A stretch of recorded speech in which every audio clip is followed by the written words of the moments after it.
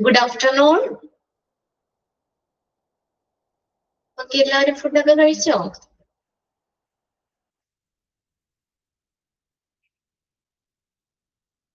Yes, ഫുഡൊക്കെ കഴിച്ചല്ലേ? Okay, ഇവിടെ ഞാൻ ഷെയർ ചെയ്തേക്കുന്ന സ്ക്രീൻ ഒന്ന് ക്ലിയർ ആണോ നോക്കിയേ നിങ്ങൾ?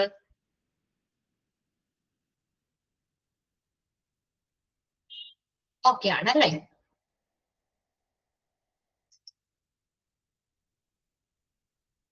ഓക്കെ, ഞാൻ ആ പേജ് ഒന്ന് എടുക്കട്ടെ കേട്ടോ. ജസ്റ്റ് നിങ്ങളൊന്ന് റീഡ് ചെയ്തോ. നമ്മൾ ഇന്നലെ എടുത്ത അത്രേ.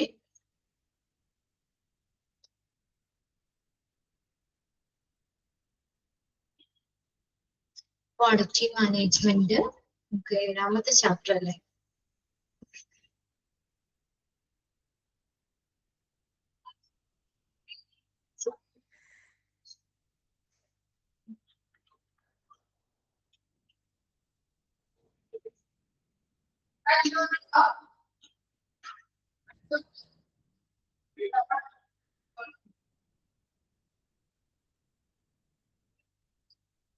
നമ്മള് കഴിഞ്ഞ ക്ലാസ്സിൽ ജോയിന്റ് കമ്മീഷൻ ഇന്റർനാഷണൽ പറഞ്ഞു, 5th എഡിഷൻ പറഞ്ഞു. പിന്നെ നമ്മൾ എവിടെ വരെയാണ് നമ്മൾ കഴിഞ്ഞ ക്ലാസ്സിൽ പറഞ്ഞു നിർത്തിയത്? നാബിന്റെ നാബ് പറഞ്ഞ് അല്ലെ? ഓക്കെ, നാബിന്റെ മെയിൻലി ഡിവിഷനാ പറഞ്ഞത്. Small health care organisation, health care organisation, ആ രണ്ടെണ്ണല്ലേ നമ്മൾ പറഞ്ഞത്?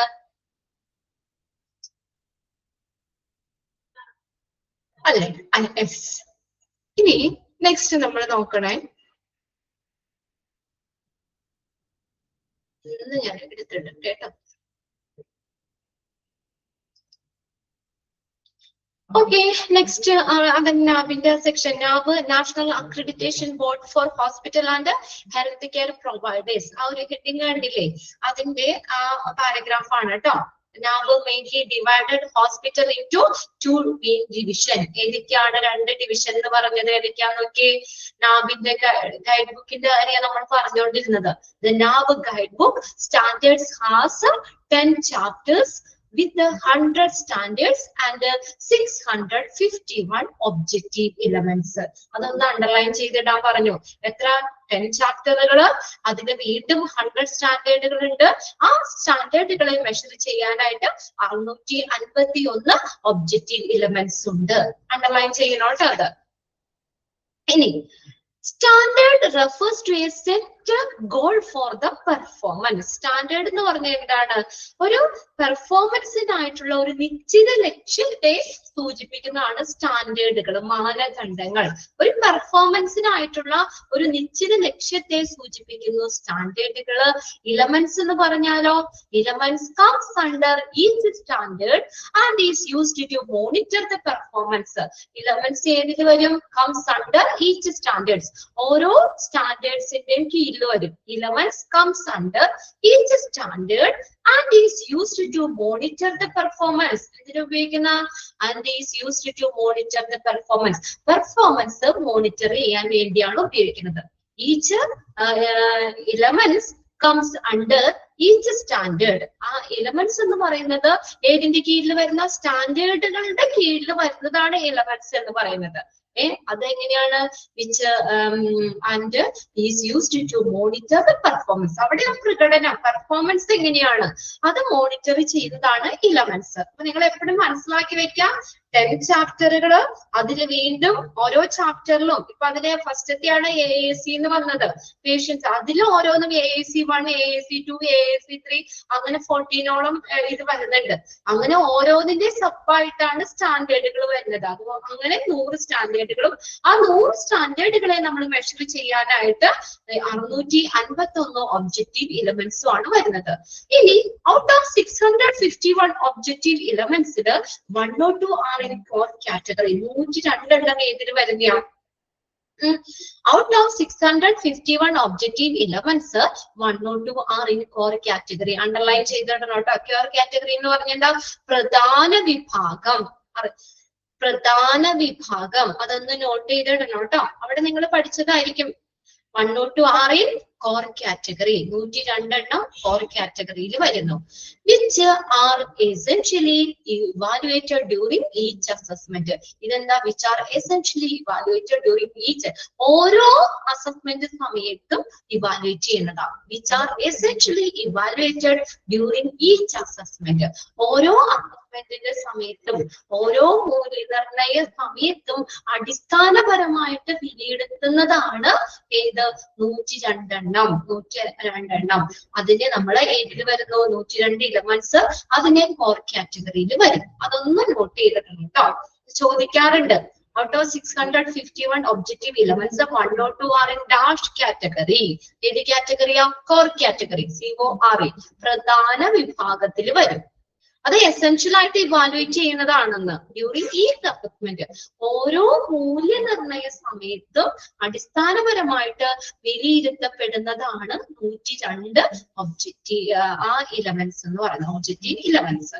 ഇനി ഔട്ട് ഓഫ് 651 ഒബ്ജക്റ്റീവ് ഇലമെന്റ്സില് 459 459 ഏതിൽ വരും? Are in commitment category. Commitment എന്ന് പറഞ്ഞാൽ പ്രതിബദ്ധതാ വിഭാഗം. അറിയില്ലാത്തവരെ എഴുതി വെച്ചോ കേട്ടോ. കമ്മിറ്റ്മെന്റ്, പ്രതിബദ്ധതാ വിഭാഗം. which will be evaluated during final assessment. ഇതെപ്പോഴാ? ഫൈനൽ അസസ്മെന്റ് സമയത്ത്, അന്തിമ മൂല്യനിർണയ സമയത്ത് വിലയിരുത്തപ്പെടുന്നതാണ് ഈ 459 objective elements. During final assessment. ഏത് സമയത്താ? Final assessment. ആ സമയത്ത് ഇവാലുവേറ്റ് ചെയ്യുന്നതാണ്. And which will be evaluated during final assessment. ഓരോ മൂല്യനിർണയ സമയത്ത് ഫൈനൽ അസസ്മെന്റ് അപ്പോ അത് ഇവാലുവേറ്റ് ചെയ്യുന്നതാണ്, അത് വിലയിരുത്തപ്പെടുന്നതാണ്. Then അടുത്ത് നോക്കി 60 60 are in achievement category. അതില് 60 ഏതിൽ വരുന്നതാണ്? അച്ചീവ്മെന്റ് കാറ്റഗറി, നേട്ട വിഭാഗം. നേട്ട വിഭാഗം. which will be checked out during surveillance assessment. അവ നിരീക്ഷണ മൂല്യനിർണയ വേളയിൽ പരിശോധിക്കപ്പെടുന്നതാണ്. നിരീക്ഷണ മൂല്യനിർണയ വേളയിൽ പരിശോധിക്കപ്പെടുന്ന കാര്യങ്ങളാണ്, പരിശോധിക്കപ്പെടുന്നതാണ് out of 651 objective elements. Last 30 നോക്കിയേ. ആർ ഇൻ എക്സലൻസ് കാറ്റഗറി, മികവ് വിഭാഗത്തിൽ വരുന്ന. Which will be evaluated during reaccreditation. ഏതാ? റീ അക്രഡിറ്റേഷൻ സമയത്ത് ഇവാലുവേറ്റ് ചെയ്യുന്നതാണ് അടുത്തത്. which will be evaluated during re-accreditation. Re-accreditation സമയത്ത്, പുനർമൂല്യനിർണയ സമയത്ത് വിലയിരുത്തപ്പെടുന്നതാണ് 30. അതിൽ നിങ്ങൾ ഓരോന്നും ഇങ്ങനെ മനസ്സിലാക്കി വെക്കണം. എക്സാമിന് ചോദിക്കാറുണ്ട്. Out of 651 objective elements 1 or 2 are in dash category. Then out of 651 objective elements, 459 are in dash category. Out of 651 objective elements, 60 are in dash category. Then out of 651 objective elements, 30 are in dash category. അങ്ങനെ 4 നോക്കി വെക്കുക കേട്ടോ. അതൊന്ന് മനസ്സിലാക്കി വെക്കുക. ഒന്ന് വായിച്ചു നോക്കിയത്.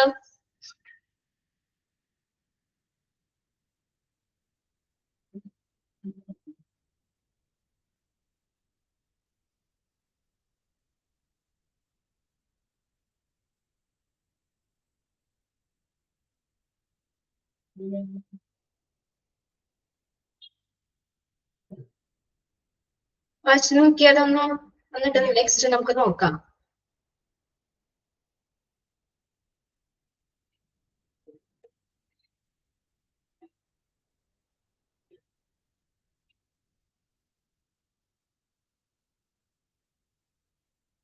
ഓക്കെ ആണോ? നമ്പേഴ്സ് ഒന്ന് നോക്കിയേ. 651 കിട്ടിയോ അവിടെ? 102, 459, 60, 30 ആഡ് ചെയ്ത് നോക്കിയേ. 651 ഒബ്ജക്റ്റീവ് എലമെന്റ്സ് ആയില്ലേ? അത് ഏതിൽ വരുന്നത്? ഏത് കാറ്റഗറിയിലാന്ന് നോക്കണം കേട്ടോ. 102 കോർ കാറ്റഗറി, പ്രധാന വിഭാഗം. 459 കമ്മിറ്റ്മെന്റ് കാറ്റഗറി, പ്രതിബദ്ധതാ വിഭാഗം. 60 അച്ചീവ്മെന്റ് കാറ്റഗറി, നേട്ട വിഭാഗം. 60 ബാക്കി 30 ഏതാണ്? എക്സലൻസ് കാറ്റഗറി, മികവ് വിഭാഗം. എക്സലൻസ് കാറ്റഗറി എന്ന് പറഞ്ഞാൽ മികവ് വിഭാഗം. അത് എപ്പോഴാണ് വിലയിരുത്തുന്നത്? റീ അക്രഡിറ്റേഷൻ സമയത്ത്, പുനർമൂല്യനിർണയ സമയത്ത് വിലയിരുത്തപ്പെടുന്നതാണ് അതില് 30 ഒബ്ജക്റ്റീവ് ഇലമെന്റ്സ്. ഇനി അടുത്തത് നമ്മൾ നോക്കുന്നത് നാബിന്റെ സ്റ്റാൻഡേർഡുകളാണ്. നാബിന്റെ സ്റ്റാൻഡേർഡ്സുകൾ നമ്മൾ എത്ര ഉണ്ടെന്നാ പറഞ്ഞേ? നമ്മുടെ ചാപ്റ്ററുകൾ എത്രണ്ണാണ്? 10 അല്ലേ? 10 ചാപ്റ്റേഴ്സ്. അതില് ആദ്യത്തെ 5 എണ്ണം ഇത് പി ജിയിലും ഇത് തന്നെ പഠിക്കാണ്ട് കേട്ടോ. പി ജിയിൽ അവിടെ 8ാമത്തെ ചാപ്റ്റർ, 5th മൊഡ്യൂളിലെ 8ാമത്തെ ചാപ്റ്റർ അക്രഡിറ്റേഷൻ എന്ന് പറയുന്ന ചാപ്റ്ററാ. വലിയ ചാപ്റ്റർ, ഇതിന്റെ ഒത്തിരി ഡീറ്റെയിൽ അവിടെ നമുക്ക് പഠിക്കാണ്ട്. അപ്പോഴും സെയിം ഇത് തന്നെ വരും അവിടെ. നാബിന്റെ സ്റ്റാൻഡേർഡ്സുകള് അതിനെ നമുക്ക് ആദ്യ 10 ചാപ്റ്ററുകളാണ്. എത്ര ചാപ്റ്റർ ഉണ്ട്? എത്ര ഉണ്ട്? 10 എണ്ണം. 10 ചാപ്റ്റേഴ്സ് ആണ്. അതില് ആദ്യത്തെ 5 എണ്ണം പേഷ്യന്റ് സെന്റേർഡ് സ്റ്റാൻഡേർഡ്, 5 എണ്ണം പേഷ്യന്റിനെ കേന്ദ്രീകരിച്ചിട്ടുള്ള മാനദണ്ഡങ്ങൾ. അടുത്ത 5 എണ്ണം ഓർഗനൈസേഷൻ സെന്റേർഡ് സ്റ്റാൻഡേർഡ്സ് ആണ്. അടുത്ത 5 എണ്ണം ആര്യ? ഓർഗനൈസേഷനെ കേന്ദ്രീകരിച്ചിട്ടുള്ള മാനദണ്ഡങ്ങളുമാണ്. കിട്ടിയോ? നാബിന്റെ സ്റ്റാൻഡേർഡ്സുകള് ആദ്യത്തെ 5 എണ്ണം, അതായത് 5 എണ്ണം പേഷ്യന്റിനെ കേന്ദ്രീകരിച്ചിട്ടുള്ള മാനദണ്ഡങ്ങളും അടുത്ത 5 എണ്ണം ഓർഗനൈസേഷനെ, ആ ഒരു സ്ഥാപനത്തിനെ, ഹോസ്പിറ്റലിനെ കേന്ദ്രീകരിച്ചിട്ടുള്ള മാനദണ്ഡങ്ങളുമാണ്. അങ്ങനെ മൊത്തം 10 ചാപ്റ്ററുകളാണ് ഉള്ളത്. അതില് പേഷ്യന്റ് സെന്റേർഡ് സ്റ്റാൻഡേർഡ്സിൽ വരുന്നത് ഇത് അങ്ങനെ തന്നെ ചോദിക്കാം കേട്ടോ. അതിൽ ഏതെങ്കിലും തന്നിട്ട് നമുക്ക് പേഷ്യന്റ് സെന്റേർഡിലാണോ ഓർഗനൈസേഷൻ സെന്റേർഡ് സ്റ്റാൻഡേർഡ്സിലാണോ വന്നേന്ന് ചോദിക്കാം. പിന്നെ അതിന്റെ എക്സ്പാൻഡഡ് ഫോം ചോദിക്കാം. നിങ്ങൾ മനസ്സിലാക്കി വെക്കുക, പേഷ്യന്റ് സെന്റേർഡ് സ്റ്റാൻഡേർഡ് എന്ന് പറഞ്ഞാൽ എന്താ? പേഷ്യന്റിനെ കേന്ദ്രീകരിച്ചിട്ടുള്ള മാനദണ്ഡങ്ങളാണ്. അതിൽ നോക്കി ഒന്നാമത്തെ ഏതാണ്? AAC ആണ്. AAC എന്ന് പറഞ്ഞാൽ എന്താ? Assessment and continuity of care. Assessment and continuity of care, AAC. Expanded form നോക്കണം കേട്ടോ. അപ്പൊ ആ ഒരു ഹെൽത്ത് കെയറിലേക്കുള്ള പ്രവേശനം. അസസ്മെന്റ്, അവരെ പരിശോധിക്കുന്നു, അസസ് ചെയ്യുന്നു, അവരുടെ രോഗാവസ്ഥ എന്താണെന്ന് പരിശോധിക്കുന്നു. ആൻഡ് കണ്ടിന്യൂറ്റി ഓഫ് കെയർ, ആ ട്രീറ്റ്മെന്റിന്റെ കണ്ടിന്യൂറ്റി, അതിന്റെ ഒരു കണ്ടിന്യൂറ്റി, ഇങ്ങനെയുള്ള കാര്യങ്ങൾ ഉറപ്പാക്കാനായിട്ട് അതുമായിട്ട് ബന്ധപ്പെട്ടിട്ടുള്ള മാനദണ്ഡങ്ങളാണ് അത്. Assessment and continuity of care.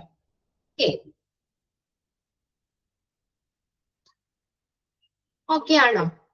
രണ്ടാമത്തെയാണ് care of patients.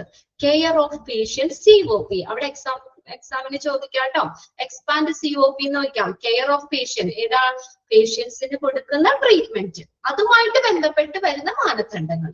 Okay, പേഷ്യൻസിന് കൊടുക്കുന്ന ട്രീറ്റ്മെന്റ്, കെയർ ഓഫ് പേഷ്യൻസ്, പേഷ്യൻസിന് നൽകുന്ന ചികിത്സ, ട്രീറ്റ്മെന്റ്, അതുമായിട്ട് ബന്ധപ്പെട്ട് വരുന്നതാണ് COP. Then management of medication. Medication എന്ന് പറഞ്ഞാൽ മരുന്നുകൾ അല്ലെ, മെഡിസിൻസ് കൃത്യമായിട്ട് കൈകാര്യം ചെയ്യുക, പിന്നെ അതുപോലെ തന്നെ അത് കറക്റ്റ് ആയിട്ട് ഡിസ്ട്രിബ്യൂട്ട് ചെയ്യുക, അതുമായിട്ട് ബന്ധപ്പെട്ട മെഡിക്കേഷനുമായിട്ട് ബന്ധപ്പെട്ട മാനദണ്ഡങ്ങളാണ് MOM എന്ന് പറഞ്ഞത്. MOM, MOM. Then അടുത്തത് patient rights and education, PRE. അപ്പൊ അവിടെ expanded form ചോദിക്കാലോ.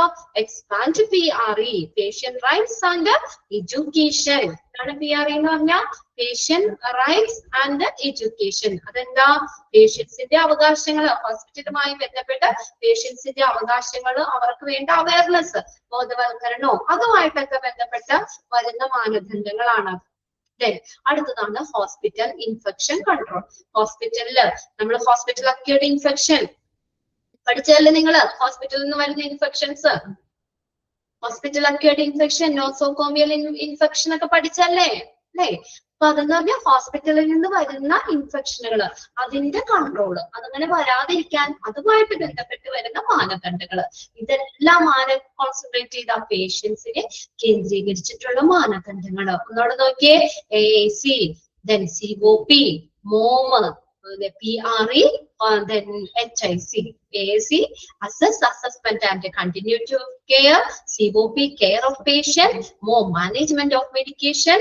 Then PRE, patient rights and education. HIC, hospital infection control. Okay ആണോ? ഓക്കെ ആണോ? പേഷ്യന്റ് സെന്റേർഡ് സ്റ്റാൻഡേർഡ്സിൽ വരുന്നത് ഏതെന്ന് ചോദിക്കും. അതില് ഏതെങ്കിലും എക്സ്പാൻഡഡ് ഫോമും ചോദിക്കാൻ ചാൻസ് ഉണ്ട് അതില്. പിന്നെ രണ്ടാമത്തെ ആരെ കേന്ദ്രീകരിച്ചിട്ടുള്ള, ഓർഗനൈസേഷനെ കേന്ദ്രീകരിച്ചിട്ടുള്ള മാനദണ്ഡങ്ങളാണ് അടുത്തത്. ഓർഗനൈസേഷനെ കേന്ദ്രീകരിച്ചിട്ടുള്ള മാനദണ്ഡങ്ങളാണ് കേട്ടോ അടുത്തത്. നോക്കിയേ, ഓർഗനൈസേഷൻ സെന്റേർഡ് സ്റ്റാൻഡേർഡ്സ്. അതിൽ വരുന്ന ഏതാ? PSQ, patient safety and quality improvement. Patient safety and quality improvement, അതായത് പേഷ്യൻസിന്റെ സേഫ്റ്റി, സുരക്ഷ അത് ഉറപ്പാക്കലും നല്ല ട്രീറ്റ്മെന്റ്, അതിന്റെ ആ ട്രീറ്റ്മെന്റിന്റെ നിലവാരം, അവർ കൊടുക്കുന്ന ക്വാളിറ്റി, അതിന്റെ ഇംപ്രൂവ്മെന്റ് അതുമായിട്ട് ബന്ധപ്പെട്ട് വരുന്ന മാനദണ്ഡങ്ങൾ. Patient safety and quality improvement, പേഷ്യൻസിന്റെ സുരക്ഷ, ക്വാളിറ്റി ഇംപ്രൂവ്മെന്റ്, അവരുടെ ക്വാളിറ്റിയുമായി ബന്ധപ്പെട്ട് വരുന്ന ആ നിലവാരം, ക്വാളിറ്റി ഇംപ്രൂവ്മെന്റ് കേട്ടോ. അപ്പൊ അതിന്റെ ആ ഒരു ക്വാളിറ്റി ഇംപ്രൂവ് ചെയ്യാനായിട്ട് അതുമായിട്ട് ബന്ധപ്പെട്ടത്. രണ്ടാമത്തെയാണ് റെസ്പോൺസിബിലിറ്റി ഓഫ് മാനേജ്മെന്റ്. ഹോസ്പിറ്റലുമായി ബന്ധപ്പെട്ട് വരുന്ന മാനേജ്മെന്റിന്റെ ഉത്തരവാദിത്തങ്ങളുണ്ട്, റെസ്പോൺസിബിലിറ്റീസ് ഉണ്ട്. അതുമായിട്ട് ബന്ധപ്പെട്ട് വരുന്ന മാനദണ്ഡങ്ങളാണ് റോം എന്ന് പറയും, ROM. ഹോസ്പിറ്റലിലെ ബിൽഡിങ്, അതുപോലെ തന്നെ ഉപകരണങ്ങള്, അവിടുത്തെ ഫെസിലിറ്റി, ഇതൊക്കെയായി ബന്ധപ്പെട്ട് മാനേജ്മെന്റിന്റെ ഒരു ഉത്തരവാദിത്തങ്ങളുണ്ട്. അപ്പൊ മാനേജ്മെന്റ് ഈ കാര്യങ്ങളൊക്കെ ചെയ്യുമ്പോൾ എന്ത് ചെയ്യണം? അതിന് കുറച്ച് മാനദണ്ഡങ്ങളുണ്ട്, കുറച്ച് സ്റ്റാൻഡേർഡ്സ്, കുറച്ച് മാനദണ്ഡങ്ങൾ, ക്രൈറ്റീരിയ അവരത് ഫോളോ ചെയ്യണം. അതുമായിട്ട് ബന്ധപ്പെട്ട് വരുന്നതാണ്. അടുത്ത facility management and safety. Facility, അപ്പൊ ആ ഫെസിലിറ്റികൾ, ഹോസ്പിറ്റലിലെ ബിൽഡിങ്, എക്യുപ്മെന്റ്സ്, ഇതുപോലുള്ള സൗകര്യങ്ങൾ, അതൊക്കെ മാനേജ്മെന്റിന്റെ ഭാഗത്ത് നിന്ന് ചെയ്യേണ്ട അതുമായിട്ട് ബന്ധപ്പെട്ട മാനദണ്ഡങ്ങൾ. Human resource management, HRM. Human resource എന്ന് പറഞ്ഞാൽ മാൻ പവർ, മനുഷ്യര് അല്ലെ, നമ്മുടെ സ്റ്റാഫിനെയൊക്കെ മര്യാദയ്ക്ക് കൺട്രോൾ ചെയ്യണ്ടേ, അവർക്കുടെ അപ്പോയിന്റ്മെന്റ്, അവർക്ക് അവയർനെസ് കൊടുക്കുക, അവർക്ക് ട്രെയിനിങ്, അതുമായിട്ട് ബന്ധപ്പെട്ട് വരുന്ന മാനേജ്മെന്റിന്റെ ഭാഗത്തു നിന്നുള്ള കാര്യങ്ങൾ, അതിലുള്ള മാനദണ്ഡങ്ങള്. പിന്നെ അതുപോലെ information management system. Information management എന്ന് പറഞ്ഞാൽ എന്താ? നമ്മുടെ ഹോസ്പിറ്റലിലെ പേഷ്യന്റുമായിട്ട് ബന്ധപ്പെട്ട് വരുന്ന ഡേറ്റാസ് ഒക്കെ ഇല്ലേ, അതൊക്കെ നമ്മൾ കറക്റ്റ് ഹോസ്പിറ്റൽ ഇൻഫർമേഷൻ സിസ്റ്റത്തില് നമ്മളത് സൂക്ഷിക്കണം അല്ലേ. അപ്പൊ അതിന്റെ റെക്കോർഡുകള് ഇപ്പൊ കമ്പ്യൂട്ടറിലെ ഇലക്ട്രോണിക്കലി ആയിക്കോട്ടെ, അല്ലാതെ റിട്ടേൺ കോപ്പി ആണെങ്കിലും പേഷ്യൻസുമായി ബന്ധപ്പെട്ട് വരുന്ന റെക്കോർഡുകൾ, കാര്യങ്ങളൊക്കെ കറക്റ്റ് ആയിട്ട് വെക്കണം. അതുമായിട്ട് ബന്ധപ്പെട്ടുള്ള മാനദണ്ഡങ്ങൾ.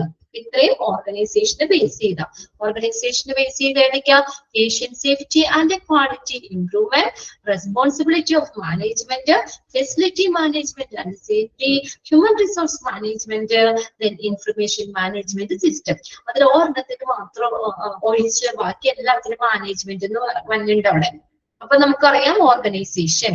ഞാൻ പഠിക്കാനുള്ള എളുപ്പവഴിയായിട്ട് പറഞ്ഞേ, നോക്കി അവിടെ ഒന്നാമത്തെ ഒഴിച്ച് ബാക്കി 4 മാനേജ്മെന്റ് എന്ന് പറഞ്ഞിട്ടുണ്ട് അവിടെ അല്ലെ. മാനേജ്മെന്റ് പറഞ്ഞില്ലേ? ആ മാനേജ്മെന്റ് കാണുമ്പോ നമുക്ക് ഏതെന്ന് ഓർക്കാം? ഓർഗനൈസേഷനുമായി ബന്ധപ്പെട്ട് വരുന്ന മാനദണ്ഡങ്ങളാണ്. ഇനി ഒരെണ്ണുള്ളൂ, ഏതാ ബാക്കിയുള്ളത്? Patient safety, quality. നല്ല പേഷ്യന്റിന്റെ സുരക്ഷ, അവിടുത്തെ ഗുണനിലവാരം ഒക്കെ മെച്ചപ്പെടുത്തുക, അതും മാനേജ്മെന്റിന്റെ ഭാഗത്തു നിന്നുള്ള കാര്യം. ഓക്കെ ആണോ? ഒരു പ്രാവശ്യം എക്സാമിന് ചോദിച്ചതാ, എന്നിട്ട് അതിൽ ഓപ്ഷൻ തന്നപ്പോഴേ ഈ ശരിക്കും പേഷ്യന്റ് സെന്റേർഡിൽ വരുന്നതോ അങ്ങനെയായിരുന്നു ആ ക്വസ്റ്റ്യൻ. അപ്പൊ അല്ല, ഓർഗനൈസേഷൻ സെന്റേർഡിൽ വരുന്നത് ഏതെന്നായിരുന്നു ക്വസ്റ്റ്യൻ. അപ്പൊ അതിനകത്ത് ഓപ്ഷൻസ് കൊടുത്തത് ഇങ്ങനെയായിരുന്നു അവര്. ഒന്നാമത്തെ ഓപ്ഷൻ A, ശ്രദ്ധിച്ചേക്ക, ഓർഗനൈസേഷൻ സെന്റേർഡ് സ്റ്റാൻഡേർഡ്സിൽ വരുന്നത് ഏതെന്നായിരുന്നു ക്വസ്റ്റ്യൻ. അപ്പൊ അതിനകത്ത് option A care of patient കൊടുത്തു, option B patient rights and education കൊടുത്തു, option C hospital infection control കൊടുത്തു, then option D patient safety and quality improvement എന്നാണ്. അത് ഒത്തിരി കുട്ടികൾ അത് തെറ്റിച്ച ഒരു ക്വസ്റ്റ്യനാ.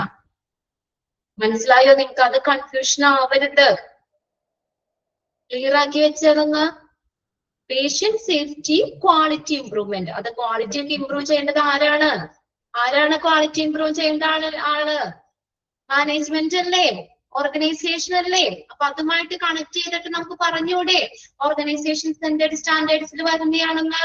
അത് രണ്ടും ഐഡന്റിഫൈ ചെയ്യാൻ ഒരെണ്ണം പഠിച്ചാൽ മതി നിങ്ങള്. ഇനി പഠിക്കേണ്ട, അതായത് ഓർഗനൈസേഷൻ സെന്റേർഡ് സ്റ്റാൻഡേർഡ്സിൽ 5 മനസ്സിലായോ? അത് ക്ലിയർ ആക്കിയോ? അപ്പൊ അതല്ലല്ലോ പേഷ്യന്റ് സെന്റേർഡിൽ വന്ന് ഇപ്പൊ നമുക്ക് ഇവിടെ ക്വസ്റ്റ്യൻ ചോദിക്കുകയാണ്, which of the following comes under organisation centred standards. Organisation centred standards 5 പഠിച്ചു വെച്ചാൽ മറ്റേത് വന്നാലും അറിയാൻ പാടില്ലേ? ഓക്കെ, അവിടെ ഇല്ലേ ആരും? ഒരു തമ്പ് മഞ്ഞില്ല, ആരും ഒരു അനക്കവും ഇല്ല. മനസ്സിലായോ? അത് ഒരെണ്ണം പഠിച്ചാൽ മതി എന്നാ ഞാൻ പറഞ്ഞേ. ആ ഓർഗനൈസേഷൻ സെന്റേർഡ് സ്റ്റാൻഡേർഡ്സ് 5 പഠിച്ചു വെച്ചോ. അപ്പൊ ഏത് രീതിയിൽ ക്വസ്റ്റ്യൻ വന്നാലും എഴുതാം. അത്രേ ഉള്ളൂ. ഓക്കെ ആണോ? അപ്പൊ patient safety and quality improvement എന്ന് പറഞ്ഞ ഏതിൽ വരുന്നതാ? ഓർഗനൈസേഷൻ സെന്റേർഡ് സ്റ്റാൻഡേർഡ്സിൽ വരുന്നതാണ്. ക്വാളിറ്റി ഇംപ്രൂവ് ചെയ്യുക എന്നുള്ളത് ആരുടെ കാര്യമാണ്? മാനേജ്മെന്റിന്റെ ഉത്തരവാദിത്തം. അത് ഓർഗനൈസേഷനുമായിട്ട് ബന്ധപ്പെട്ട് വരുന്നതാണെന്ന് ഓർത്താൽ മതി. ആ ഒരു ഓപ്ഷൻ വന്നു കഴിഞ്ഞാൽ തെറ്റിക്കരുത്. പേഷ്യന്റ് സേഫ്റ്റി എന്ന് കാണുമ്പോൾ പെട്ടെന്ന് പേഷ്യന്റ് സെന്റേർഡ് സ്റ്റാൻഡേർഡിൽ നിന്ന് എഴുതാൻ പാടില്ല. അതുകൊണ്ടാണ് ഞാൻ ഇത്രയും ഡീറ്റെയിൽ ആയിട്ട് പറയുന്നത്. ഈ ക്വസ്റ്റ്യൻ സെയിം ക്വസ്റ്റ്യൻ തന്നെ 2-3 ബാച്ച് മുന്നുള്ള ക്വസ്റ്റ്യൻ പേപ്പർ ആയിരുന്നു. അതിൽ ഒത്തിരി കുട്ടികൾ ഈ ആൻസർ തെറ്റിച്ചതാണ്. ഇനി നിങ്ങളത് തെറ്റിക്കരുത് കേട്ടോ. 25-ലെ ഒരു കുട്ടികളെ 25th ബാച്ചിലെ ഒറ്റ കുട്ടികൾ ഈ ക്വസ്റ്റ്യൻ വന്നാൽ തെറ്റിക്കാൻ പാടില്ല. അതുകൊണ്ടാണ് ഞാൻ വീണ്ടും പറയുന്നത് കേട്ടോ. അവിടെ നിങ്ങൾ ഇത്രയും ഓർത്താൽ മതി. ക്വാളിറ്റി ഇംപ്രൂവ്മെന്റ് എന്ന് പറയുന്നത്, ക്വാളിറ്റി ഇംപ്രൂവ് ചെയ്യുക എന്നുള്ളത് ആർക്കറിയാം? മാനേജ്മെന്റിന്റെ ഉത്തരവാദിത്തം ഈ ഹോസ്പിറ്റല്. അപ്പൊ അത് ഓർഗനൈസേഷനുമായി ബന്ധപ്പെട്ട് വരുന്നതാണ് എന്ന് ഓർത്ത് വയ്ക്കുക. പിന്നെ അതില് നമ്മൾ ആ എക്സ്പാൻഡഡ് ഫോംസ് എല്ലാവരും നോക്കണം കേട്ടോ. PSQ patient safety and quality improvement, RO എന്ന് പറഞ്ഞാൽ റെസ്പോൺസിബിലിറ്റി ഓഫ് മാനേജ്മെന്റ്, FMS എന്ന് പറഞ്ഞാൽ facility management and safety, then HRM എന്ന് പറഞ്ഞാൽ ഹ്യൂമൻ റിസോഴ്സ് മാനേജ്മെന്റ്, IMS എന്ന് പറഞ്ഞാൽ ഇൻഫർമേഷൻ മാനേജ്മെന്റ് സിസ്റ്റം. ഓക്കെ ആണോ നോക്കിയേ?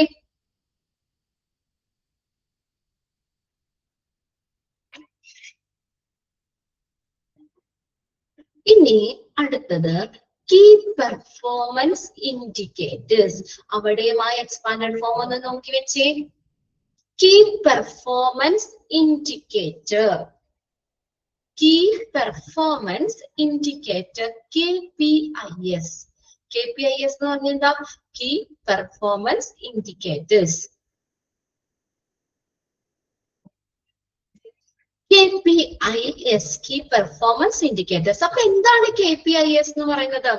ഒരു ഓർഗനൈസേഷൻ, ഒരു ഹോസ്പിറ്റൽ ആയിക്കോട്ടെ, ഒരു സ്ഥാപനം ആയിക്കോട്ടെ, അവരുടെ ആ സർവീസ്, അതിന്റെ ആ ഒരു നിലവാരം, ക്വാളിറ്റിയിലെ അത് കൃത്യമായ രീതിയിൽ നിരീക്ഷിക്കാനും അത് വിലയിരുത്താനും തുടർച്ചയായി മെച്ചപ്പെടുത്താനും സഹായിക്കുന്നതാണ് കീ പെർഫോമൻസ് ഇൻഡിക്കേറ്റേഴ്സ് എന്ന് പറയുന്നത്.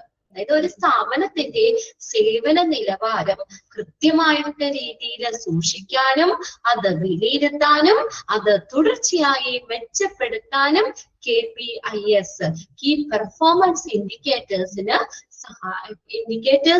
സഹായിക്കും. അതായത് അത് ഒരു KPIക്ക് സ്വയം പ്രവർത്തിക്കാൻ പറ്റില്ല. അതായത് ആ സെന്റൻസ് ഒന്ന് നോക്കി നിങ്ങൾ.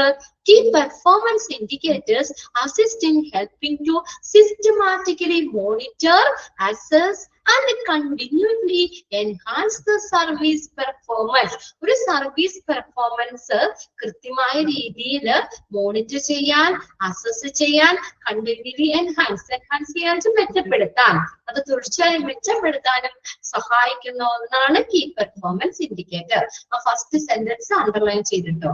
By themselves KPIS cannot improve performance. ഈ KPIS-ന് സ്വയം പെർഫോമൻസ് പ്രകടനം മെച്ചപ്പെടുത്താൻ പറ്റില്ല. എന്ന് വെച്ചാൽ എന്താ? അത് കീ പെർഫോമൻസ് ഇൻഡിക്കേറ്റർ എന്ന് പറഞ്ഞൊരു അളവുകോലാണ്, ഒരു മെഷർ ചെയ്യുന്ന കാര്യമാണെന്ന്.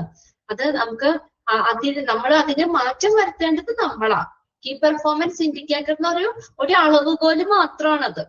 ആ പെർഫോമൻസ് മെഷർ ചെയ്യാനുള്ള ഒരു അളവുകോല് മാത്രമാണ് അവിടെ. ഓക്കെ, അത് നമ്മൾ എന്തെങ്കിലും അതിൽ മാറ്റം വരുത്തേണ്ടത് നമ്മൾ തന്നെയാ. ഇവിടെ നോക്കിയേ. However, they do provide signpost that signal progress towards the goal and objective as well as opportunity for sustainable process. എങ്കിലും നമുക്ക് ആ ലക്ഷ്യങ്ങളിലേക്കുള്ള പുരോഗതിയെ കാണിക്കുന്ന സൂചനകൾ നൽകാനായിട്ട് ഇവയ്ക്ക് സാധിക്കും. അതുപോലെ ഒപ്പം നിലനിൽക്കുന്നതും സുസ്ഥിരമായിട്ടുള്ള ഒരു നല്ലൊരു ഇംപ്രൂവ്മെന്റ്, ഒരു പുരോഗതി കൈവരിക്കാനുള്ള അവസരങ്ങൾ എവിടെയാണെന്നും ഇവ ചൂണ്ടിക്കാണിക്കുക ചെയ്യുന്നത്. എവിടെയാണോ നമ്മൾ ഇംപ്രൂവ്മെന്റ് വരുത്തേണ്ടത്, ആ ഇംപ്രൂവ്മെന്റ് വരുത്തുന്നതിന് വേണ്ടിയിട്ടുള്ള എവിടെയാണ് ഇംപ്രൂവ്മെന്റ് വരുത്തേണ്ടതെന്നും അത് ചൂണ്ടിക്കാണിക്കുന്നു. സൈൻ പോസ്റ്റ് എന്ന് പറയുന്നത് ഡയറക്ഷൻ, ഡയറക്ഷൻ, ഒരു വഴികാട്ടി. നമ്മുടെ ലക്ഷ്യം എന്താണോ, നമ്മുടെ ആ ലക്ഷ്യം എന്താണോ അതിലേക്ക് നമ്മൾ നീക്കാനായിട്ട് ഒരു സുസ്ഥിരമായിട്ടുള്ള ഒരു സസ്റ്റൈനബിൾ ഡെവലപ്മെന്റ്, ഒരു സുസ്ഥിരമായിട്ടുള്ള ഒരു പുരോഗതി കൈവരിക്കുന്നതിനുള്ള അവസരങ്ങൾ എവിടെയാണെന്നും ഈ കീ പെർഫോമൻസ് ഇൻഡിക്കേറ്റേഴ്സ് ചൂണ്ടിക്കാണിക്കുന്നു. അത് നിങ്ങൾ ആ ഫസ്റ്റ് സെന്റൻസ് മാത്രം ഒന്ന് അണ്ടർലൈൻ ചെയ്തിട്ടാൽ മതി കേട്ടോ. Key performance indicators, key performance indicators.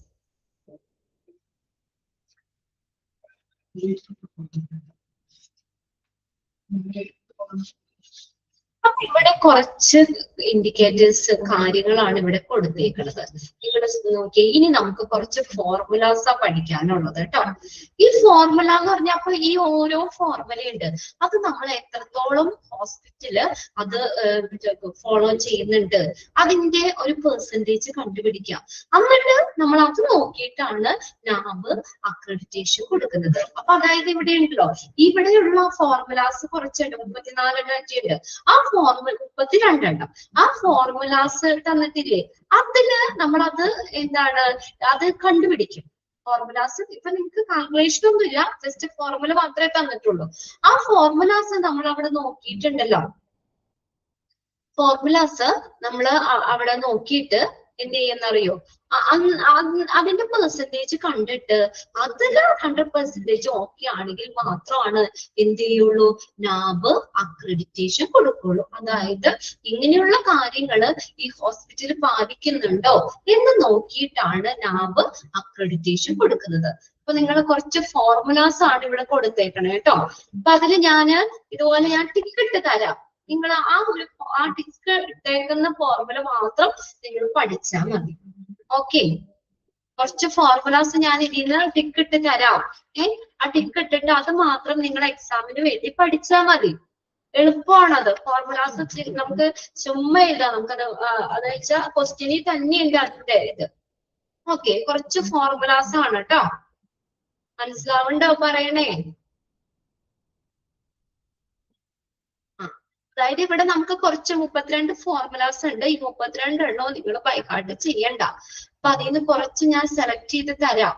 അതായത് പ്രീവിയസ് ക്വസ്റ്റ്യൻ പേപ്പറിലൊക്കെ ചോദിച്ച് ഇമ്പോർട്ടന്റ് ആയിട്ടുള്ള കുറച്ച് ഫോർമുല ഞാൻ സെലക്ട് ചെയ്ത് തരാം. നിങ്ങൾ ടിക്ക് ഇടാൻ പറയാം ഓരോന്ന് എടുക്കുമ്പോ തന്നെ. അപ്പൊ അത് നിങ്ങൾ എക്സാമിന് വേണ്ടി പഠിച്ചു വെക്കുക കേട്ടോ. ഇത് മെയിൻ എക്സാമിൽ ഗൈഡിൽ വരുന്ന ഫോർമുലാസ്, ഗൈഡ് ആണല്ലോ മെയിൻ ആയിട്ട് ഫോക്കസ് ചെയ്യുന്നത്.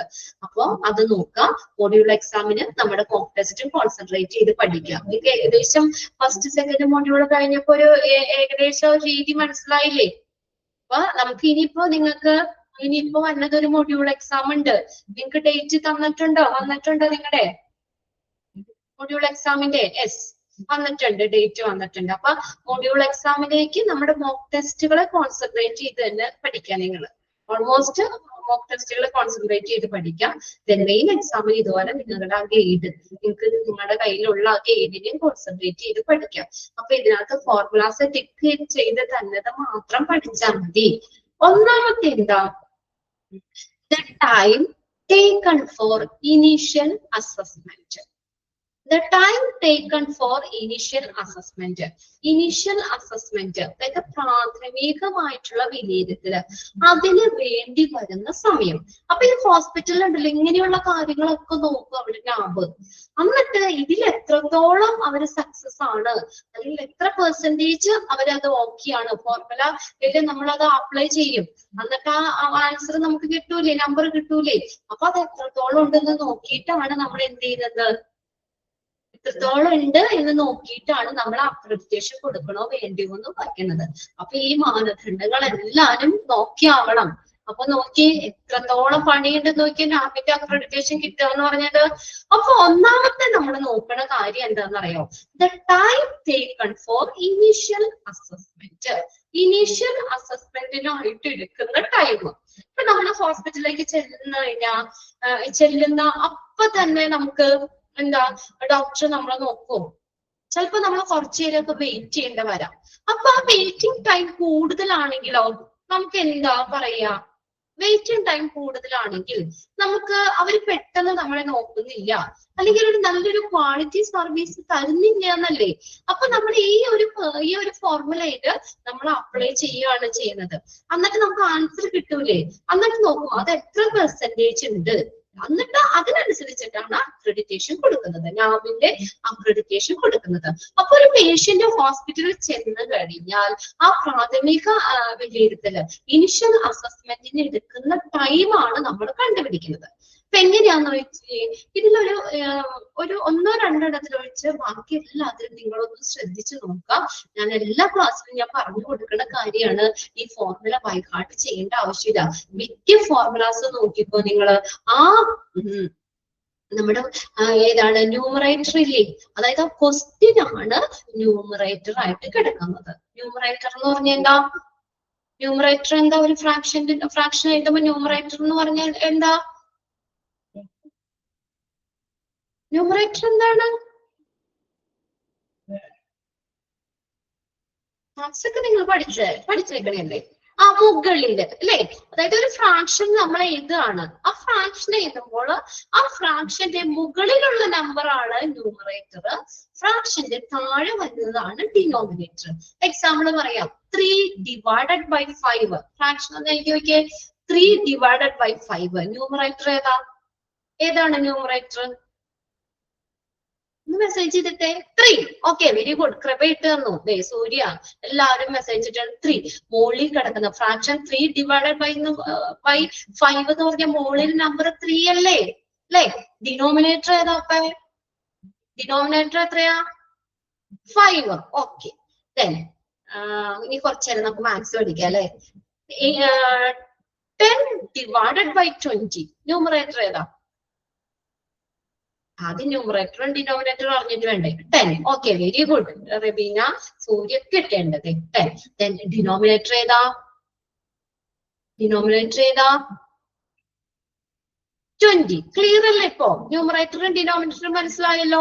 അതായത് ഒരു ഫ്രാക്ഷൻ എഴുതുമ്പോൾ ആ ഫ്രാക്ഷന്റെ മുകളിലുള്ള നമ്പർ ആണ് ന്യൂമറേറ്റർ, ഫ്രാക്ഷന്റെ താഴെ വരുന്ന നമ്പർ ആണ് ഡിനോമിനേറ്റർ എന്ന് പറയുന്നത്. ഇപ്പൊ നമ്മുടെ ഈ ഫോർമുലയിലെ ഒന്ന് ശ്രദ്ധിച്ചു നോക്കിയാൽ പറയാം, നമ്മൾ ആ ക്വസ്റ്റ്യൻ ഇല്ലേ, ഇപ്പൊ നിങ്ങൾക്ക് എക്സാമിന് ഇങ്ങനെ ചോദിക്കും, formula to find time taken for initial assessment, അല്ലെങ്കിൽ find out the formula the time taken for initial assessment, അങ്ങനെ ഒരു ക്വസ്റ്റ്യൻ തരിക. അപ്പൊ നോക്കിയാ ക്വസ്റ്റ്യൻ എന്താണ്? ആ ക്വസ്റ്റ്യൻ അവിടെ ഉണ്ട്, time taken for initial assessment എന്ന ക്വസ്റ്റ്യൻ ഇല്ലേ, അതാണ് ന്യൂമറേറ്റർ. മിക്ക ഫോർമുലയും നിങ്ങൾ ശ്രദ്ധിച്ചോ, ആ നമ്മുടെ ക്വസ്റ്റ്യൻ ആണ് ന്യൂമറേറ്റർ. ഇനി തെറ്റിക്കോ? കാണാതെ പഠിക്കണോ formula? Time taken for initial assessment. അപ്പൊ ഏതാണ് ന്യൂമറേറ്റർ വരുന്നത്? മുകളിൽ ഏതാ? Sum of the time taken for initial assessment. നമുക്ക് 1-2 ഫോർമുലാസ് നമുക്ക് പഠിച്ചു കഴിയുമ്പോൾ നിങ്ങൾക്ക് അത് ക്ലിയർ ആവും കേട്ടോ. ഒന്നാമത്തെ ഫോർമുല നമ്മൾ പറഞ്ഞത്, അതായത് ഒരു പേഷ്യന്റ് ഹോസ്പിറ്റലിൽ ചെല്ലുമ്പോൾ പ്രാഥമിക വിലയിരുത്തലിന് വേണ്ടിയിട്ട് എടുക്കുന്ന സമയമാണ്. Okay, the time should begin from the time that the patient has been reached at the bed of the ward. ആ ഹോസ്പിറ്റലിലെ പേഷ്യന്റ് വാർഡിൽ എത്തിയ സമയം മുതൽ, ഇപ്പൊ വാർഡില് എത്തിയ സമയം മുതല് എവിടെ വരെയാന്ന് നോക്കിയാൽ till the time that the initial evaluation has been completed by the doctor. ആ ഡോക്ടർ ഇനിഷ്യൽ ഇവാലുവേഷൻ കംപ്ലീറ്റ് ചെയ്തത് വരെയും എടുക്കുന്ന സമയം. നമ്മൾ ആ വാർഡിൽ എത്തിയത് മുതൽ ഡോക്ടർ ഇനിഷ്യൽ ഇവാലുവേഷൻ കംപ്ലീറ്റ് ചെയ്തത് വരെയും എടുക്കുന്ന സമയത്തിനാണ് എന്തെന്ന് പറയുന്നത്? Time taken for initial assessment. Okay, നമ്മളിപ്പോ വാർഡില് 10 മണിക്ക് എത്തി, ഡോക്ടറിന്റെ ഫൈനൽ ആ ഒരു ഇനിഷ്യൽ ഇവാലുവേഷൻ പ്രാഥമിക വിലയിരുത്തലാണ്. വലിയ ഡീറ്റെയിലിലേക്കൊന്നും ഡോക്ടർ പോയില്ല. ഡോക്ടർ ജസ്റ്റ് നമ്മളെ കൺസൾട്ട് ഒന്ന് ചെയ്ത് എന്താണ് അസുഖം ഒന്ന് ഐഡന്റിഫൈ ചെയ്തു. ഇപ്പൊ 10 മണിക്ക് ചെന്ന് നമ്മുടെ പ്രൊസീജിയർ കംപ്ലീറ്റ് ചെയ്യാനായിട്ട് ഇനിഷ്യൽ അസസ്മെന്റിന് കഴിഞ്ഞപ്പോഴത്തേക്ക് 12 മണിയായെന്ന് വിചാരിക്കാം അല്ലെ. 10 മണിക്ക് നമ്മൾ വാർഡിൽ ചെന്നു, നമ്മുടെ ഇനിഷ്യൽ ഇവാലുവേഷൻ ഡോക്ടർ കംപ്ലീറ്റ് ചെയ്ത സമയം ആയപ്പോഴത്തേക്കും 12 മണിയായി. അപ്പൊ 2 മണിക്കൂറാണ് നമ്മുടെ ഇനിഷ്യൽ അസസ്മെന്റിന് വേണ്ടി എടുത്ത സമയം. ശരിയല്ലേ? 10 മണിക്ക് ചെന്നു, ഡോക്ടർ നമ്മൾ നോക്കി 12 മണി ആയപ്പോഴാണ് ഡോക്ടറുടെ ഇനിഷ്യൽ ഇവാലുവേഷൻ കംപ്ലീറ്റ് ചെയ്തത്. അപ്പൊ 2 മണിക്കൂർ നമ്മൾ അവിടെ സ്പെൻഡ് ചെയ്തു. അങ്ങനെയല്ല വരുന്നത്. അവിടെ ഫോർമുല നമ്മുടെ ഇവിടെ പെർസെന്റേജ് ആയിട്ടാണ് കാണുന്നത്. ഫോർമുല എങ്ങനെ കാണുന്നത്? അപ്പൊ ന്യൂമറേറ്ററിൽ ഏത് വരും? ക്വസ്റ്റ്യൻ എടുത്ത് എഴുതിക്കോ. അതായത് sum of the time taken for initial assessment. Initial അസസ്മെന്റിനായിട്ട് എടുത്ത സമയത്തെ എന്ത് ചെയ്യണമെന്നറിയോ? Total number of admission. അവിടെ മൊത്തത്തിൽ എത്ര അഡ്മിഷൻ ഉണ്ട്, ആ ഹോസ്പിറ്റലിലെ മൊത്തത്തില് എത്ര അഡ്മിഷൻ ഉണ്ട്, അതുകൊണ്ട് ഡിവൈഡ് ചെയ്യണം. അഡ്മിഷന്റെ ആകെ എണ്ണം, അവിടെ മൊത്തം എത്ര പേഷ്യന്റ് ഉണ്ട്, ആ അഡ്മിഷൻ എടുത്തിട്ടുണ്ട്, അതിന്റെ ആകെ എണ്ണം അതും കൊണ്ട് ഡിവൈഡ് ചെയ്യുക. ക്ലിയർ ആണോ എന്ന് നോക്കി. ഒന്നാമത്തെ ഫോർമുല ടിക്കിട്ട് വെക്കണം. ഒന്നാമത്തെ നമുക്ക് പഠിക്കാനുള്ളത്. ഓക്കെ ആണോ എന്ന് നോക്കിയാൽ ഫോർമുല ഒന്ന് വായിച്ചു നോക്കിയേ.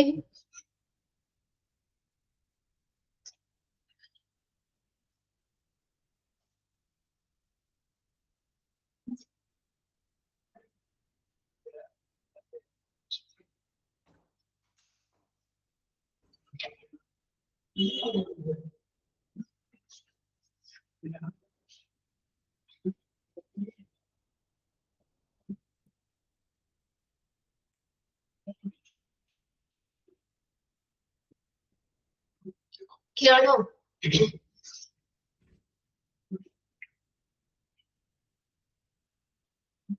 ഓക്കെ, അത് ടിക്കറ്റ് എല്ലാവരും ടിക്കറ്റ് വെച്ചിട്ടുണ്ട്.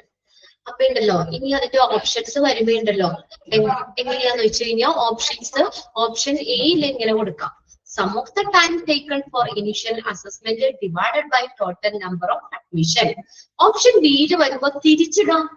അതായത് ഡിനോമിനേറ്റർ ആദ്യം ഇടാം. അതായത് total number of admission divided by sum of the time taken for initial assessment. Option സിയിൽ വരുമ്പോൾ ഡിവൈഡ് പകരം ഇൻറ്റു ആകാം.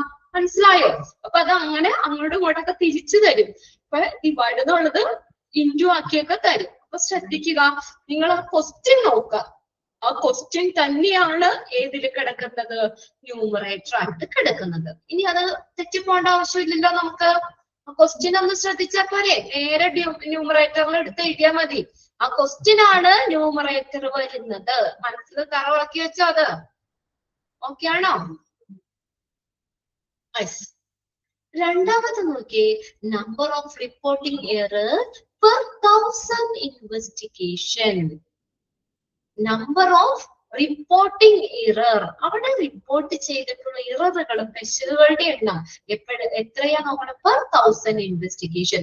1000 ഇൻവെസ്റ്റിഗേഷൻസിൽ, അതായത് ഇപ്പൊ നമ്മുടെ ലബോറട്ടറിയുടെ കാര്യമൊക്കെയാണ് പറയണെങ്കിൽ 1000 പേർക്ക് നമ്മൾ ലാബ് ടെസ്റ്റ് നടത്തി കഴിഞ്ഞാൽ അതില് എന്തെങ്കിലും ഇററുകൾ റിപ്പോർട്ട് ചെയ്തിട്ടുണ്ടെങ്കിൽ അത് number of reporting errors per 1000 investigation. എത്ര പേരിലാ നോക്കണേ? 1000 പേരില്. 1000 പേരില് എത്ര പേർക്ക് ആ ടെസ്റ്റ് നടത്തിയതില് ആ ഇൻവെസ്റ്റിഗേഷൻസിൽ തെറ്റുകൾ കണ്ടുപിടിച്ചു, തെറ്റുകൾ കണ്ടെത്തി. അപ്പൊ അത് നോക്കിയ ഫോർമുല എങ്ങനെയാ? Number of reporting error. അത് തന്നെയല്ലേ ക്വസ്റ്റ്യൻ നോക്കിയേ? Number of reporting error divided by number of test performed. അവിടെ അത്ര ടെസ്റ്റ് നടത്തി. ഓക്കെ, ഇപ്പൊ ഒരു 100 ടെസ്റ്റ് നടത്തിയതിൽ ഒരു 3 ടെസ്റ്റിൽ എന്തെങ്കിലും അവര് ഇവരുടെ ഭാഗത്ത് നിന്ന് എന്തെങ്കിലും ഇറർ ഉണ്ടായിന്ന് വിചാരിക്കാം. അപ്പൊ നമുക്ക് ഏതാ ഇറർ എത്ര റിപ്പോർട്ട് ചെയ്തു? 3. എത്ര ടെസ്റ്റ് നടത്തി? മൊത്തം 100. 3 ഡിവൈഡഡ് ബൈ 100. ഇനി എത്ര പേരിലാണ് നമ്മൾ കാണുന്നത്? 1000 ആളുകളിലല്ലേ? ഇൻറ്റു 1000. അതുകൊണ്ട് നമ്മൾ 1000 കൊണ്ട് മൾട്ടിപ്ലൈ ചെയ്തു. അപ്പൊ ഒരു പെർസെന്റേജ് അവിടെ കിട്ടൂല. അത് നോക്കും. ഈ എന്താ പറയാ, അവിടെ ലാബ് ടെസ്റ്റ് നടത്തി എല്ലാവർക്കും ഇറർ ആണെങ്കിൽ നമുക്ക് ലാബിന് സർട്ടിഫിക്കേഷൻ കൊടുക്കാൻ പറ്റുമോ? അക്രഡിറ്റേഷൻ കൊടുക്കാൻ പറ്റുമോ? ക്വാളിറ്റി ഒക്കെ ഹോസ്പിറ്റല് കറക്റ്റ് ആയിട്ട് ഫോളോ ചെയ്യുന്നില്ലാണ്. പേഷ്യന്റ് സേഫ്റ്റിയും ക്വാളിറ്റി, അത് രണ്ടുമല്ലേ ഇമ്പോർട്ടന്റ്. അപ്പൊ അതൊക്കെ കറക്റ്റ് ആയിട്ട് ഹോസ്പിറ്റൽ പാലിക്കുകയാണെങ്കിലല്ലേ അക്രഡിറ്റേഷൻ കൊടുക്കുള്ളൂ. അപ്പൊ അക്രഡിറ്റേഷൻ കൊടുക്കാനുള്ള ഒരു മാനദണ്ഡമാണ് ഈ പറയുന്നത് കേട്ടോ. ക്ലിയർ ആവണ്ടോ? ഉറക്കം വരുന്നുണ്ടോ? എളുപ്പമല്ലേ ഇത്? ഒന്നും പഠിക്കണ്ടാന്നേ, അവിടെ ക്വസ്റ്റ്യൻ നമുക്ക് അവിടെ ഉണ്ട്. ആ ക്വസ്റ്റ്യൻ തന്നെയാണ് നമ്മുടെ ആൻസർ, അത്രേ ഉള്ളൂ.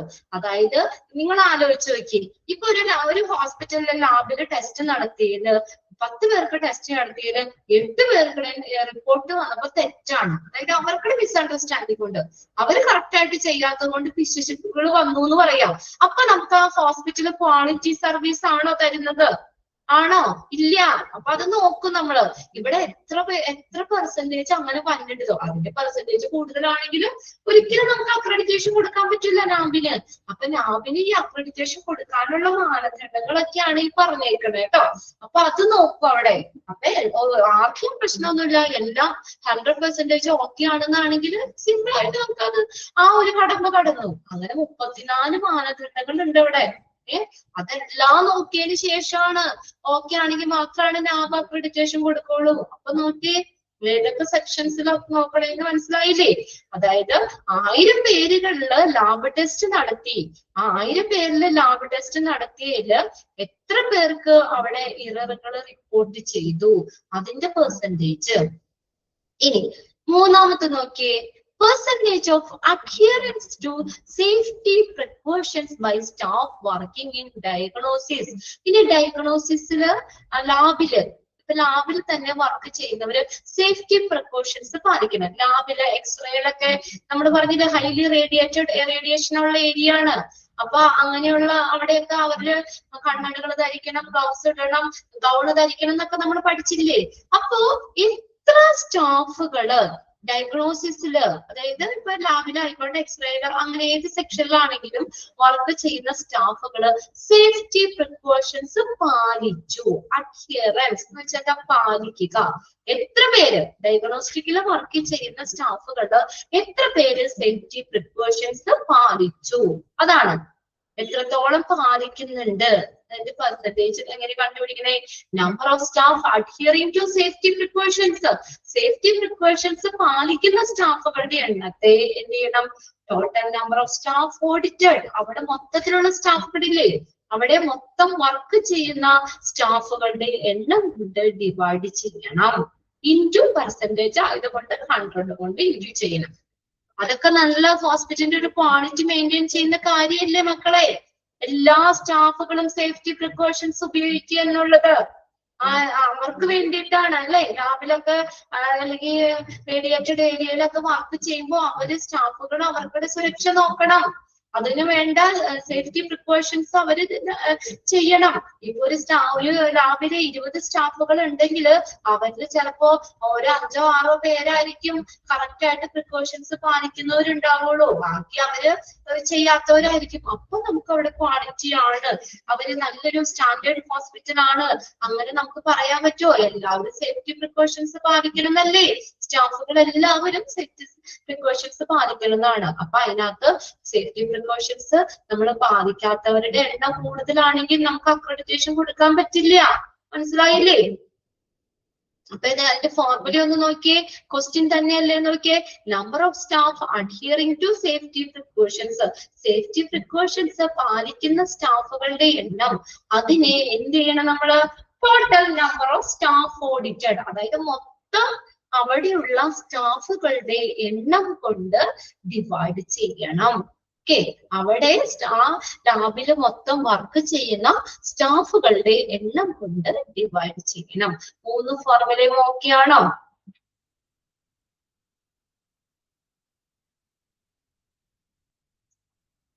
ഓക്കെ, അപ്പൊ ഒന്നാമത്തെ മാത്രാട്ടോ നമ്മൾ അവിടെ ടിക്കറ്റ് വെച്ചിട്ടുള്ളൂ. ഇനി അടുത്ത നോക്കിയേ, 4ാമത്തെ നോക്കിയേ, മെഡിക്കേഷൻ ഇറർ റേറ്റ്. മരുന്നുകളിൽ ഉണ്ടാകുന്ന പിശകുകള്, അതിന്റെ പെർസെന്റേജ്, അതിന്റെ റേറ്റ് നോക്കാം.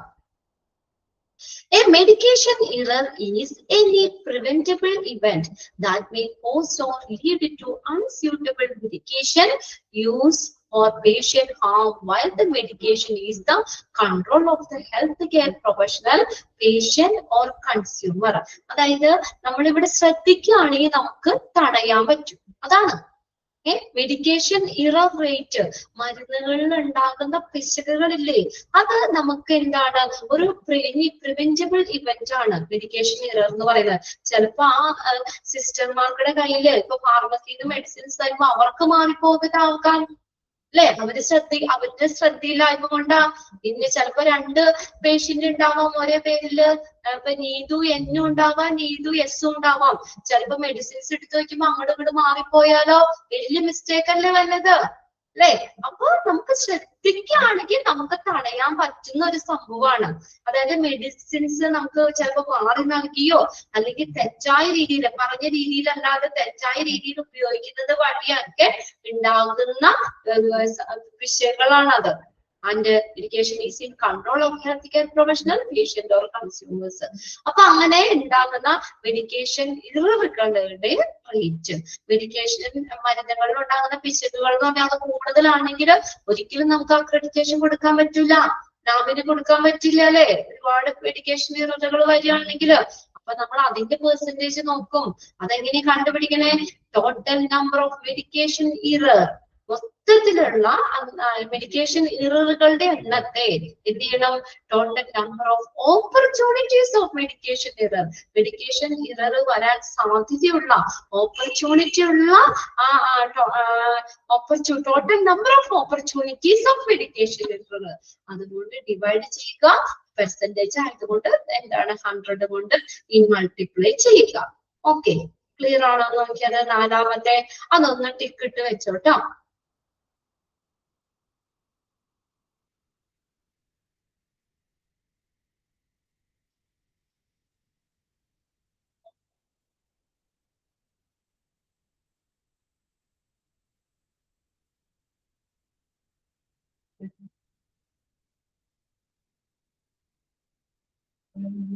ഓക്കെ അല്ലേ?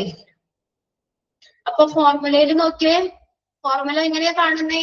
അതിന്റെ ക്വസ്റ്റ്യൻ എന്താ? മെഡിക്കേഷൻ ഇറർ റേറ്റ് എന്നല്ലേ? അത് തന്നെയാണ് നമ്മുടെ ന്യൂമറേറ്റർ കിടക്കണേ.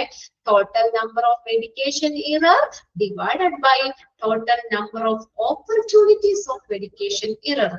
Total number of opportunities of medication error, total number of opportunities of medication error, medication പിശകുകൾ വരാൻ സാധ്യതയുള്ള ഓപ്പർച്യൂണിറ്റി ഉള്ള ടോട്ടൽ നമ്പർ അതുകൊണ്ട് ഡിവൈഡ് ചെയ്യുക, ഇൻറ്റു 100 ചെയ്യുക. ഓക്കെ, അപ്പോ 1ാമത്തെ ഫോർമുലയും 4ാമത്തെ ഫോർമുലയും ടിക്കണം. ഇനി 5ാമത്തെ നോക്കിയേ, percentage of medication chart with error prone abbreviation. Abbreviation എന്താ പഠിച്ചിട്ടുണ്ടല്ലോ 2ാമത്തെ ചാപ്റ്ററില്, 2ാമത്തെ മൊഡ്യൂളില്, ലാസ്റ്റ് ചാപ്റ്റർ ടെർമിനോളജിയിൽ പഠിച്ചിട്ടില്ലേ അബ്രിവേഷൻ? അബ്രിവേഷൻ എന്ന് പറഞ്ഞാൽ ഷോർട്ട് ഫോംസ്, ഷോർട്ട് ഫോമുകൾ ഫുൾ ആയിട്ട് ഉപയോഗിക്കണ്ട നമുക്ക്, അല്ലെ? ഒരുപാട് അബ്രിവേറ്റഡ് ഫോംസ് നിങ്ങൾ പഠിച്ചിട്ടുണ്ട്. CPR, അല്ലെ? കാർഡിയോ പൾമണറി റെസിസിറ്റേഷൻ, ഇഷ്ടംപോലെ പഠിച്ചിട്ടുണ്ട്. അപ്പോ ഈ ഇറർ പ്രോൺ ഈ അബ്രിവേഷൻസ് ഉപയോഗിക്കുന്നത് വഴി പിശകുകൾ വരാൻ സാധ്യതയുള്ള മെഡിക്കേഷൻസിന്റെ പെർസെന്റേജ്, അബ്രിവേഷൻസ് ഉപയോഗിക്കുന്നത് വഴി പിശകുകൾ വരാൻ സാധ്യതയുള്ള അതിന്റെ പെർസെന്റേജ് ആണ് നമ്മൾ പറഞ്ഞേക്കണേ. The error prone abbreviation should be defined in action with the guidelines are set down by for safe medication practices. അതായത് നമുക്ക് അവിടെ മെഡിക്കേഷൻസ് നമുക്ക് എന്താണ് സുരക്ഷിതമായിട്ട് വേണം ആ മെഡിസിൻസ് ഇത് ഹാൻഡിൽ ചെയ്യാൻ. ചിലപ്പോ അബ്രിവേറ്റഡ് ഫോം എഴുതുമ്പോൾ സ്റ്റാൻഡേർഡ് അബ്രിവേഷൻ ഉണ്ട് നമുക്ക് ഓരോന്നിനും. അപ്പൊ അതിനൊരു എക്സാമ്പിൾ പറയുകയാണെങ്കിൽ PCM എന്ന് എഴുതി, PCM എന്ന് എഴുതി, അത് ശരിക്കും എന്താ? പേഷ്യന്റ് കെയർ മാനേജ്മെന്റ് ആണ് ശരിക്കും. അപ്പം അത് മെഡിക്കൽ ചാർട്ടുകളിൽ തെറ്റിദ്ധാരണ ഉണ്ടാക്കൂല ഏതാണെന്നുള്ളത്, അല്ലേ? ഇപ്പൊ PCM എന്ന് എഴുതിയപ്പോ ചിലർ വേണമെങ്കിൽ പാരാസെറ്റമോൾ എന്ന് വായിക്കാം, തെറ്റാണത്, അല്ലെ? പാരാസെറ്റമോൾ PCM എന്ന് എഴുതിയപ്പോ ഷോർട്ടാന്ന് വിചാരിക്കാം, പക്ഷെ പേഷ്യന്റ് കെയർ മാനേജ്മെന്റ് PCM എന്ന് പറയും, പേഷ്യന്റ് കെയർ സ്റ്റാൻഡേർഡ് അബ്രിവേഷൻ ആണ്. അപ്പൊ ഈ നമുക്ക് ഇങ്ങനെ അബ്രിവേറ്റഡ് ഫോംസ് എഴുതുമ്പോൾ ചാർട്ടുകളിൽ തെറ്റിദ്ധാരണ ഉണ്ടാക്കാം, അവർക്കൊരു കൺഫ്യൂഷൻ ഉണ്ടാവാം ഇത് ഏതാണ് എന്നുള്ളത്. അപ്പൊ അങ്ങനെ ഉണ്ടാകുന്ന രീതി നമുക്ക് അബ്രിവേഷൻസ് ഉപയോഗിക്കുന്നത് നമുക്ക് എന്താ ഒരു സ്റ്റാൻഡേർഡ് അബ്രിവേഷൻസ് ഉണ്ട്. അപ്പൊ അത് ഉപയോഗിച്ചു കഴിഞ്ഞാൽ നമുക്ക് എന്താണ് അത് ഒരു തെറ്റിദ്ധാരണയുടെ ആവശ്യമില്ല. percentage of medication chart with the error prone abbreviation. Abbreviations ഉപയോഗിക്കുന്നത് വഴി എന്താണ് നമുക്ക് തെറ്റിദ്ധാരണ വരാനായിട്ടുള്ള ഇററുകൾ വരാൻ സാധ്യതയുള്ള മെഡിക്കേഷന്റെ പെർസെന്റേജ് ഒന്ന് നോക്കി. എങ്ങനെയാണ് ഫോർമുല? നിങ്ങൾ ഇവിടെ അതിന്റെ താഴെയുള്ള ഇത് എക്സ്പ്ലനേഷൻ ഒന്നും പഠിക്കണ്ട, ഫോർമുലാസ് തന്നെ പഠിച്ചാൽ മതി കേട്ടോ. എങ്ങനെയാ നോക്കി formula? Number of medication chart with error prone abbreviation. Error prone abbreviations വെച്ചാൽ അബ്രിവേഷൻ എഴുതുന്നത് വഴി പിശകുകൾ വരാൻ സാധ്യതയുള്ള നമ്പർ ഓഫ് മെഡിക്കേഷൻസിനെ ഇന്ത്യയിലെ divide by number of medication charts reviewed. അവിടെ മെഡിക്കേഷൻ ചാർട്ടുകളുടെ എണ്ണം പറഞ്ഞേക്കണേ. അവിടെ അവലോകനം ചെയ്തിട്ടുള്ള മരുന്നുകൾ മെഡിക്കേഷൻസിന്റെ ചാർട്ടുകളുടെ എണ്ണം അതുകൊണ്ട് ഡിവൈഡ് ചെയ്യുക, ഇൻറ്റു 100 ചെയ്യുക, ഇൻറ്റു 100 ചെയ്യുക.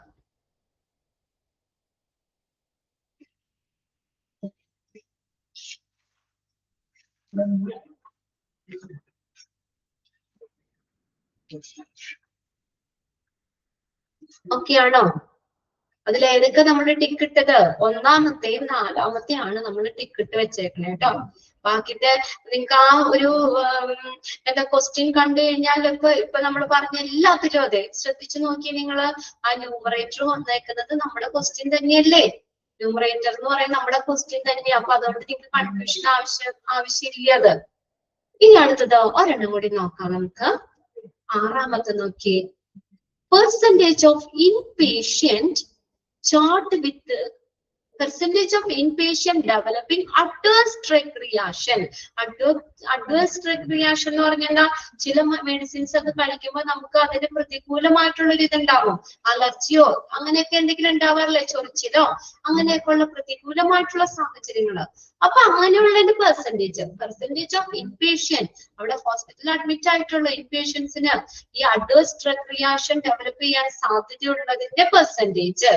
Adverse drug reaction is the response to drugs which is toxic and unintended and which happens at doses normally used in man for prophylaxis, diagnosis or therapy or disease or for the modification of physiologic functions.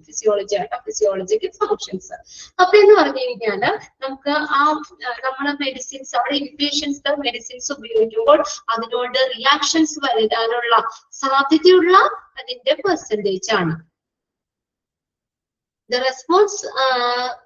The drug reaction is response to adverse drug reaction is the response of drug which is toxic.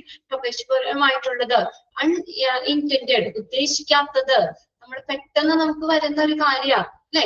And which happen at doses normally used in prophylaxis. എന്ന് വെച്ചാൽ രോഗനിർണയത്തിന് വേണ്ടിയിട്ട്, രോഗനിവാരണം വേണ്ടിയിട്ട്, diagnosis എന്താണ് disease എന്ന് diagnose ചെയ്യാനായിട്ട്, therapy or other disease. അപ്പൊ ഇങ്ങനെയുള്ള അല്ലെങ്കിൽ നമ്മുടെ എന്തെങ്കിലും physical functions and for the modification of physiologic functions, അതായത് നമ്മുടെ ശരീര പ്രവർത്തനങ്ങളിലൊക്കെ മാറ്റം വരുന്നതിനോ ഒക്കെ നമുക്ക് വേണ്ടി സാധാരണ അളവിൽ നൽകുന്ന മരുന്ന് മൂലം നമുക്ക് ഉണ്ടാകുന്ന ദോഷകരവും നമുക്ക് അപ്രതീക്ഷിതമായിട്ട് പെട്ടെന്ന് ഉണ്ടാകുന്നതാ അല്ലെ? ചില മെഡിസിൻസ് കഴിച്ചു അപ്പൊ തന്നെ നമുക്ക് ഒരു തുമ്മല് വരാം, ചിലപ്പോ ചൊറിച്ചിൽ വരാം, അങ്ങനെ വരാം. അല്ലാതെ ഇത് മുൻകൂട്ടി നമുക്ക് അറിയാൻ പറ്റുന്ന ഒരു കാര്യമല്ല.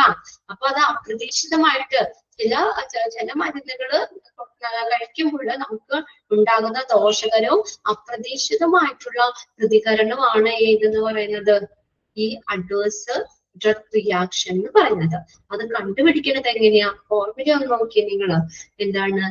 Number of inpatient developing adverse drug reaction. അപ്പൊ ഇപ്പൊ കിടക്കുന്ന എല്ലാ പേഷ്യൻസിനും വന്നുന്നില്ല. ഒരു ഹോസ്പിറ്റലില് ഒരു 100 പേഷ്യൻസ് ഉണ്ടെങ്കിൽ 100 പേഷ്യൻസിന് വന്നുന്നില്ല അഡ്വേഴ്സ് ഡ്രഗ് റിയാക്ഷൻ അല്ലെ?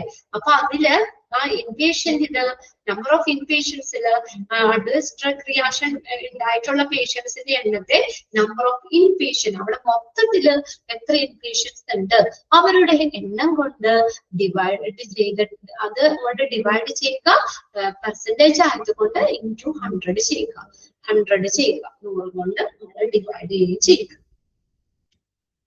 ഓക്കെ, നമ്മള് എത്രണ്ണം പറഞ്ഞു? 6 എണ്ണം പറഞ്ഞിട്ടുണ്ട് കേട്ടോ. വായിച്ചു നോക്കി നിങ്ങള്.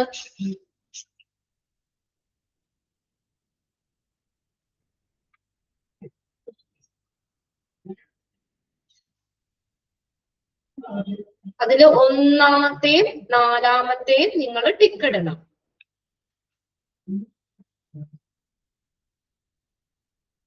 ഓക്കെ, ഓക്കെ ആണോ? പഠിക്കേണ്ടത് ഞാനൊന്ന് കറക്റ്റ് ചെയ്യട്ടെ.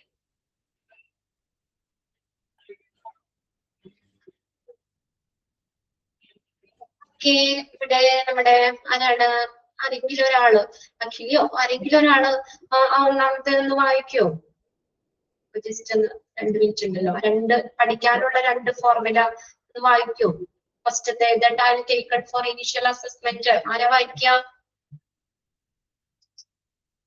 ഇനിയിപ്പോ അടുത്ത് എടുക്കണ്ടല്ലോ എന്ന് വിചാരിച്ചാ 2 മിനിറ്റ് ഉണ്ടല്ലോ, 2 എണ്ണം വായിക്കാം നമുക്ക്. ആരാ വായിക്കാം? അർച്ചന വായിക്കോ? ഇത് വായിക്കോ? അഖിലക്കുട്ടി വായിക്കോ? ജസ്റ്റ് ഇക്വേഷൻ മാത്രം ഒന്ന് വായിച്ചാൽ മതി. ആരെ വായിക്കാം? ഞാനിവിടെ അൺമ്യൂട്ട് ചെയ്തിട്ടുണ്ടല്ലോ.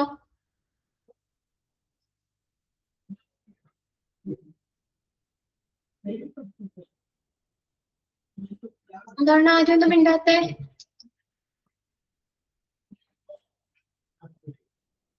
കേക്കണല്ലേ? ഓക്കെ, കൃപക്കുട്ടി ഒന്ന് വായിച്ചേ ഫസ്റ്റത്തെ formula. Time taken for initial assessment. Sum of time taken for initial assessment divided by total number of admissions. Okay, very good. ഈ 4-ാമത്തെ ഇപ്പൊ നമുക്ക് അടുത്ത് പഠിക്കുന്ന 4-ാമത്തെ അതും കൂടി ഒന്ന് വായിക്കോ? വേറെ ആരെങ്കിലും വായിക്കോ? 4th ഫോർമുലയും കൂടി. അല്ലെങ്കിൽ ഇപ്പൊ കൃപ വായിക്കൂട്ടാ. നിങ്ങൾ ആരും വായിച്ചില്ലെങ്കിൽ ഇതേ കൃപ ഒക്കെ വായിക്കാൻ റെഡി ആയിട്ട് ഇപ്പോടെ. വേറെ ആരും ഇല്ലേ? നീതുക്കെ എല്ലാ ക്ലാസ്സിലും കയറുന്നതാണല്ലോ. അഖില, അർച്ചനയൊക്കെ എവിടെ പോയി? ഇത് വെച്ചോണ്ട് പോയോ? വേഗമാവട്ടെ, എനിക്കിത് ഇപ്പൊ അടുത്ത ക്ലാസ്സിൽ കയറണം. 27 അടുത്ത ഓരോ ക്ലാസ് ഉണ്ട്. ഇത് വായിച്ചേ 4-ാമത്തെ ഫോർമുലയും കൂടി. Total number of medication errors divided by total number opportunities of medication errors into 100. നമ്മളത് പെർസെന്റേജ് ആയതുകൊണ്ട് നമ്മളത് 100 കൊണ്ട് ഡിവൈഡ് ചെയ്യുന്നു, ഇൻറ്റു ചെയ്യുന്നു, മൾട്ടിപ്ലൈ ചെയ്യുന്നുള്ളൂ. അപ്പൊ 1-ാമത്തെയും 4-ാമത്തെയും ഫോർമുല നിങ്ങൾ അതിൽ നിന്ന് പഠിക്കണം. ബാക്കിത്തെ നമുക്ക് അടുത്ത ക്ലാസ്സിൽ നോക്കാം കേട്ടോ. Okay, thank U.